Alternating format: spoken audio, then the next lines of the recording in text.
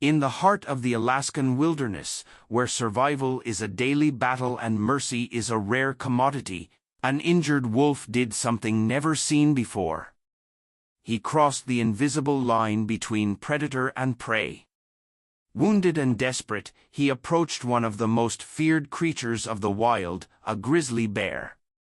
What happened next not only shattered every instinct of the animal kingdom, it left even seasoned scientists struggling to explain it. Stay with us, because this story will challenge everything you think you know about survival, loyalty, and the hidden heart of the wild. Before we dive in, make sure to subscribe to the channel, like this video, and turn on notifications. That way, you won't miss a single story of nature's incredible untold wonders. The Alaskan air was razor-sharp that morning, the kind of cold that stripped the moisture from your lungs with every breath. Tala limped across the snow drifts, each step a brutal effort. His gray and white coat, once sleek, was now matted with blood and ice. A fresh wound tore across his flank, courtesy of a territorial fight with another wolf pack. Alone and exiled, he was running out of options. His strength faded with every painful step. Ahead, a faint scent on the wind, not prey, not friend, but something far more dangerous, a bear. A massive grizzly, by the scent of it. Dominant, old, and unchallengeable. Instinct screamed at Tala to flee, to vanish into the thickets, to lie low. But survival does strange things to pride. It was death behind him and death ahead, one way fast, one way slow. Dragging his injured leg, Tala made a choice that no wolf in his right mind would have made. He limped toward the bear. Bramble, that was what the rangers had once nicknamed the old grizzly, was stirring from his shallow winter torpor. The winter had been harsher than most. Food was scarce, and he was leaner than he should have been. His massive body shifted under the thin cover of snow, his breath steaming in the air. He smelled the wolf long before he saw him. When Tala stumbled into the clearing, Bramble rose slowly onto all fours, a hulking figure of muscle and old scars. His small eyes locked onto the intruder. Wolves were trouble, scavengers, thieves. Bramble bared his teeth in a low, rumbling growl. Tala lowered his head submissively but didn't retreat. Instead, he let out a soft whining whimper, not a threat, but a plea. He collapsed into the snow, too weak to hold himself upright. Bramble advanced, massive paws crunching the frozen earth. His instincts were clear: remove the threat, secure the territory. But then something strange happened. The old bear stopped a few feet away, sniffing deeply at the wolf. He smelled no aggression, only blood, only the sharp, metallic scent of suffering. Bramble grunted, shaking snow from his back. He turned, and instead of attacking, he circled the wolf once and settled heavily a few paces away, keeping his eyes half closed. It was not acceptance, not quite mercy, but it was tolerance. And in the wild, tolerance could mean the difference between life and death. Tala stayed where he was, his body trembling, eyes wide. He dared not move closer. For now, he was breathing. For now, he was not alone. But how long could this fragile truce last?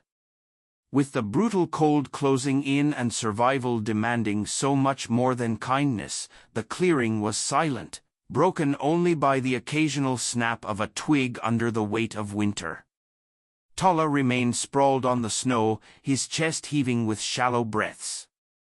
Every instinct screamed at him to get up, to run, to do something, anything, other than lie helpless before a grizzly bear. But his body refused. Bramble kept a weary distance, his massive head lowered, eyes half closed but always watching. From time to time, he rumbled deep in his throat, a warning that the uneasy truce had boundaries, invisible lines Tala dared not cross. Hours passed. The sun rose higher but provided little warmth. Tolla's wound crusted with frozen blood. His leg was swollen, nearly useless. Hunger gnawed at him, a dull, constant ache. But moving could mean death. For now, stillness was survival. Bramble, meanwhile, began to stir. The old bear lumbered toward the trees, leaving Tolla alone in the clearing. Tolla watched him disappear, every hair on his body bristling with uncertainty. Minutes ticked by, then sounds, branches snapping, snow shifting. Bramble returned, dragging with him the carcass of a small deer, half frozen, likely scavenged from some hunter's leftovers. The bear dropped it carelessly near the clearing's edge and began tearing into the stiff meat with his massive paws and powerful jaws. Tolla turned his head away, trying to ignore the sharp pang of hunger twisting his gut, but Bramble was no fool. Between brutal bites, he kept glancing at the wolf, measuring, calculating. Finally, with a gruff snort, the bear shoved a chunk of meat aside, closer to where Tolla lay. It wasn't an invitation. It wasn't kindness. It was a test. Tolla hesitated. Crawling would expose his belly, the most vulnerable part of any wolf. Showing weakness could trigger an attack, but starvation was a sharper predator than fear. Slowly, painfully, Tolla dragged himself forward. Every movement sent lightning bolts of pain through his injured leg. He kept his head low, ears pinned back, submitting completely to the giant's will. He reached the frozen scrap of meat, tasted it, and tore into it with desperate teeth. Bramble watched but didn't interfere. The wolf and the bear, two natural competitors, shared that clearing under the brittle winter sky, eating in intense, heavy silence. From the edge of the woods, hidden by trees and shadow, someone watched. A biologist, part of a winter survival study, sat frozen behind binoculars, breath catching in their throat. They scribbled frantic notes. They had never seen anything like this. No one had. Nature was cruel. Nature was cold. Predators did not show mercy. And yet here it was, mercy in its most brutal, primitive form. But mercy in the wild had limits. And when deeper hunger set in, or when strength returned, the truce between bear and wolf could shatter without warning. Would Tolla survive long enough to heal? Or would the fragile trust between them break under the crushing weight of instinct? The days that followed blurred together in a harsh, freezing monotony. Tolla remained near the clearing, dragging himself only short distances each day. His body slowly knitted itself back together, but the healing was agonizingly slow. His injured leg, once swollen and useless, could now bear a little weight, just enough to hobble. Bramble tolerated his presence but never forgot the law of survival. He was not a friend, not a savior. At best, he was an indifferent force of nature. Still, a strange pattern emerged between them. Each morning, Bramble would leave the clearing, vanishing into the woods to forage. Tolla would lie still, conserving energy, trusting in a way no wolf ever should that the bear would return without violence. Every evening, Bramble did return, often dragging some half-frozen carcass or pawing at hidden roots under the snow.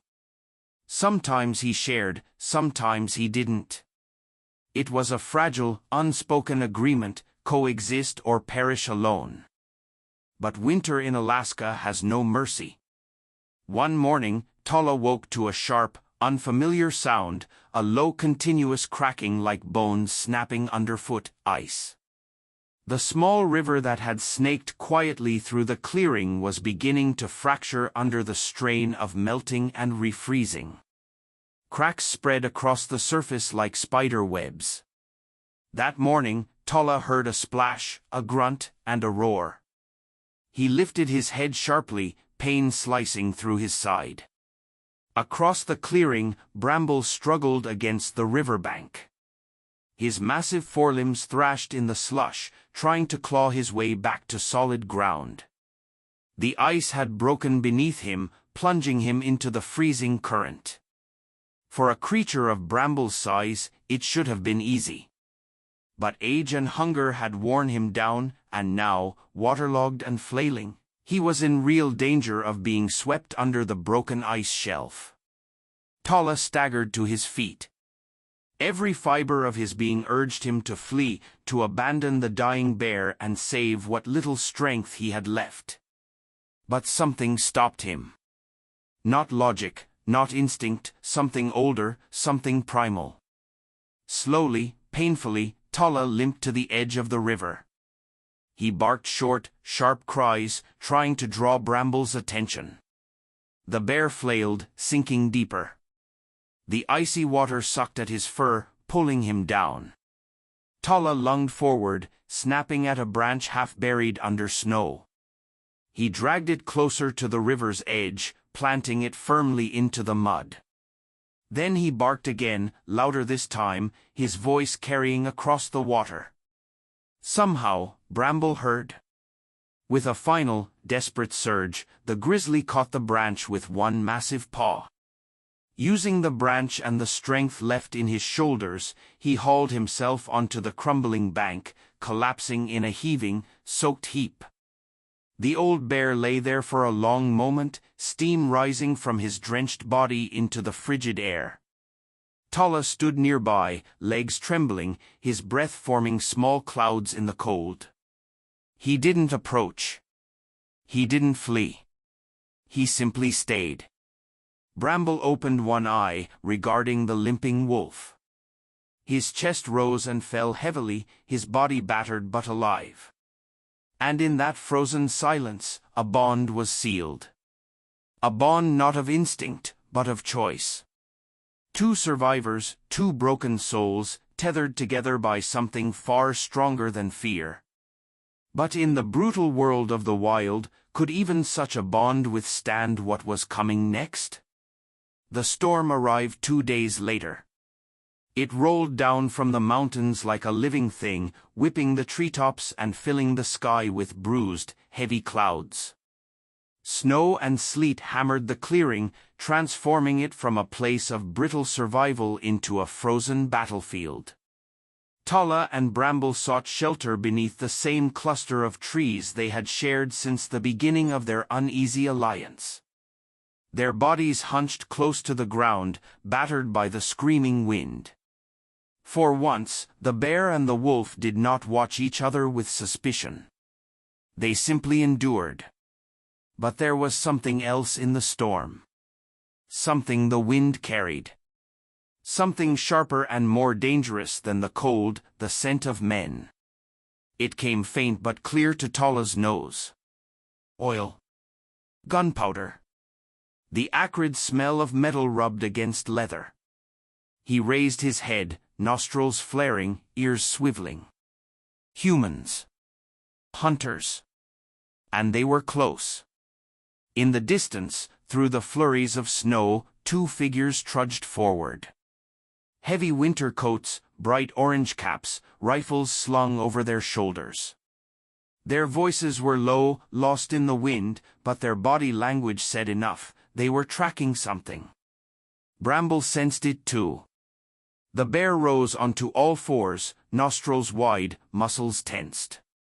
His massive bulk made him an easy target in the white wasteland. Old scars crisscrossed his sides, proof that he had survived encounters with humans before. But he was older now, slower. Talla limped in front of Bramble, instinct overriding caution. He barked once sharply, trying to warn the bear, trying to urge him into the deeper forest. Bramble hesitated, his eyes locked onto the approaching men. They would see him soon. They would shoot. And Talla realized the terrible truth: he was faster now. Even injured, he could slip into the trees, vanish into the white haze. Bramble could not. If Tala ran, he might survive. If he stayed, the choice clawed at him like teeth. For a heartbeat, Tala turned toward the woods, muscles coiled, ready to flee. But then he looked back. He remembered the chunk of meat Bramble had dragged to him. The broken branch he had clutched while saving Bramble from drowning. The unspoken truths that had defied nature itself. Survival meant abandoning the bear. But loyalty, the fragile sacred thing they had built, meant something else entirely. Tala planted his paws firmly in the snow and howled. A long, fierce cry that shattered the storm's howl. A cry of warning, of defiance, of love paid in full. The hunters heard it. They turned, rifles raising. But the sound gave Bramble precious seconds. Seconds to lumber forward into the tree-line, to vanish into the swirling white like a ghost. Tala waited until he was sure the bear was gone. Only then did he turn and limp, not fleeing, but moving carefully, following the bear's trail into the deeper woods. A gunshot cracked the sky. Snow exploded near Tala's path, but he didn't stop. Pain tore through his side, and still he moved. Because survival wasn't enough anymore.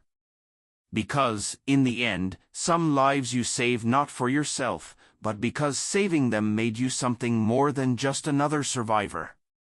But would Tala's sacrifice cost him his only chance to see another sunrise? The pain in Tala's side burned hotter than any fire. The shot had grazed him, lucky, if such a thing existed in the wild, but the wound bled freely, painting red trails across the pristine snow as he stumbled deeper into the trees. Behind him, the hunters cursed and shouted, their heavy boots crunching through the storm-swept forest. Tala ran until he could no longer hear them. Ran until every breath was a dagger in his chest. Ran until his legs gave out, and he collapsed beneath a fallen spruce. Chest heaving, vision blurred with exhaustion and blood loss, somewhere ahead Bramble had disappeared into the maze of trees and shadow. Tala didn't know if the bear had survived, if he was wounded, if he was lost. He only knew he had made the choice to save him. And now, Tala was alone again, bleeding, weak, fading. Hours passed, maybe longer. The storm finally spent itself, leaving a deep, aching silence behind. Tala drifted in and out of consciousness. Cold crept into his bones. He knew what came next. Nature had no sympathy for the injured. He would fall asleep. The cold would take him. He would simply cease. But then a sound. Heavy footfalls crunching the snow. A low grunt. A familiar scent, musky and wild. Through half-closed eyes, Tala saw him. Bramble. The bear had circled back. No predator did this. No bear risked returning for another animal, especially one as insignificant as a wounded wolf. But Bramble did. Slowly, almost cautiously, the old grizzly lowered his massive body beside Tala's trembling form. His presence was a living wall against the cold. He huffed, sending warm breath over the wolf's blood-matted fur. And then, with a gentleness that no scientist could ever explain, Bramble nudged Tala closer, tucking his smaller body against the thick, warm mass of his own. The bear stayed there, silent, unmoving, a fortress against the death that had come creeping on winter's heels. At the edge of the forest, unseen by either creature, a wildlife researcher lowered their binoculars, tears freezing on their cheeks. They had witnessed survival. They had documented predation, but they had never seen this, a bond that defied every rule, a moment that no field guide could explain. Compassion in its rawest, purest form. Nature was supposed to be brutal. Nature was supposed to be heartless. But there, in a clearing carved by storms, blood, and impossible choices, A bear and a wolf had proven that survival alone was not enough. There could be something more. There could be loyalty. There could be hope. But would the world ever let a fragile miracle like this endure? Dawn cracked over the frozen forest in slivers of pale gold. Tolla opened his eyes slowly, his body aching but still breathing. Against all odds, the warmth from Bramble's massive form had kept the deadly cold at bay through the night. The bear stirred beside him, snorting softly, shaking snow from his thick coat.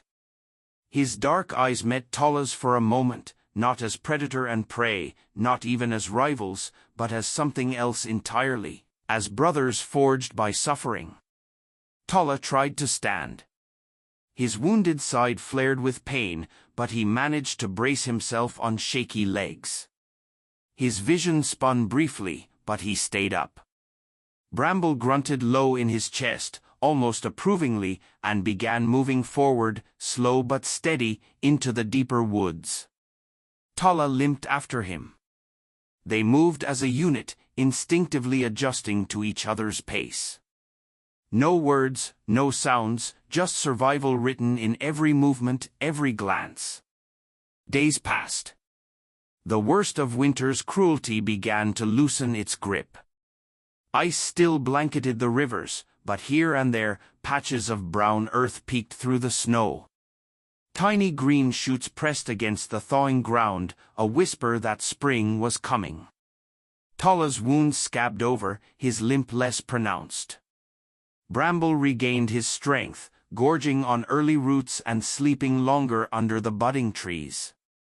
Their paths began to split naturally, like rivers branching from a shared source.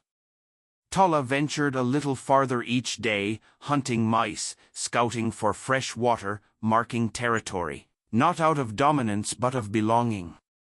Sometimes, when the sky was deepest blue and the wind was just right, Tolla would lift his head and let out a low, rolling howl, not of pain, not of loneliness, but a call of existence, of survival.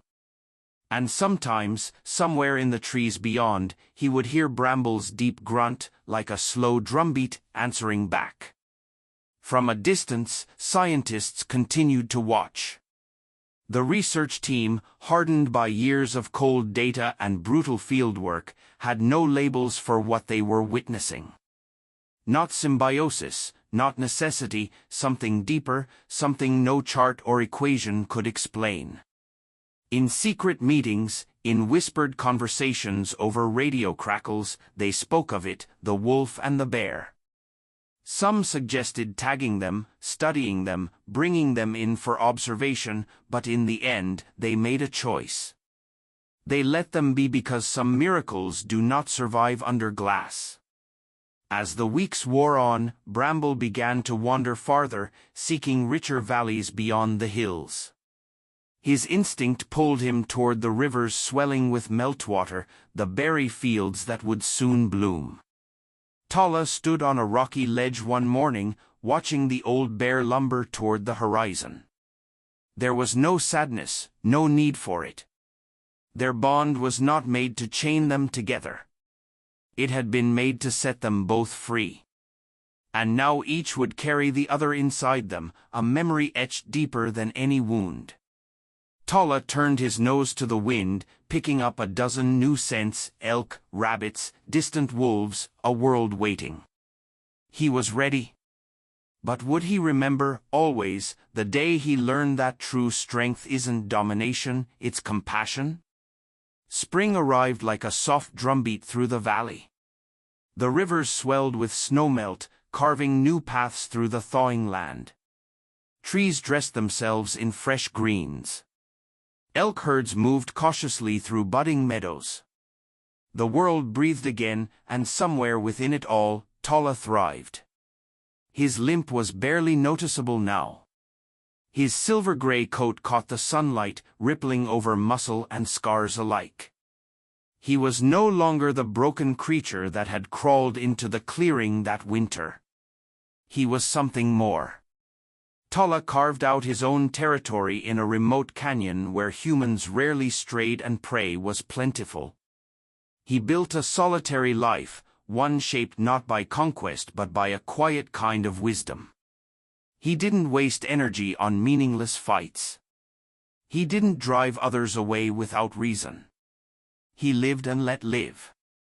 In the cool mornings, he would sometimes find himself staring toward the distant hills, half expecting to see a massive brown shape moving slowly across the ridgelines. But Bramble was gone now, maybe deeper into the mountains, maybe beyond even that. Tolla never knew. And yet, he carried the old bear with him, not in sight, but in the silent decisions he made every day. In the way he chose mercy over cruelty, in the way he stayed steady against the storms. One morning, as mist clung to the earth, Tolla picked up a faint scent, wolves, not enemies, not threats. A small, scraggly pack, barely surviving, thin from a hard winter. They approached cautiously, wary of the lone male whose scent marked the canyon. Tolla watched them. A younger version of himself would have bared his teeth, driven them out with blood and fury. But the wolf he had become remembered another winter, another life given a second chance. He turned his back and limped away, leaving the newcomers the safety of the clearing without a fight. He chose kindness. The wild didn't demand it. The wild didn't reward it. But he did it anyway. Years later, one of those same researchers, the one who had cried behind binoculars, returned to the valley. They set up camp near Tolla's territory, tracking the aging wolf from a distance. They watched as he moved slower now, his muzzle grizzled with white, but still commanding the land with quiet authority. They watched as younger wolves followed the faint trails he left, mimicking his movements, adopting his gentler rules. They realized something stunning. The bond between Tolla and Bramble hadn't just saved 2 lives that winter. It had echoed. It had changed a lineage, softened an entire stretch of wilderness in small, almost invisible ways. Kindness once offered had grown roots. On his final spring, Tolla climbed a high ridge at sunset, alone but not lonely. He lifted his muzzle and howled, a deep, slow sound that rolled across the valley like thunder. He wasn't calling for help. He wasn't calling for company. He was singing a memory, a promise. Far below, the world he had helped heal stretched endlessly toward the horizon, wild, raw, imperfect. And somewhere in the soul of that land, an old bear lumbered on, as much a part of it now as the rivers and stones. Because love, true, unspoken love, leaves marks deeper than any claw or scar. It leaves echoes forever. If this story touched your heart, don't forget to subscribe to the channel and hit that like button. Share it with someone who believes that compassion exists even in the wildest places. Let's spread these messages of resilience, kindness, and the incredible bonds that remind us that even in nature's rawest moments, love leaves its mark.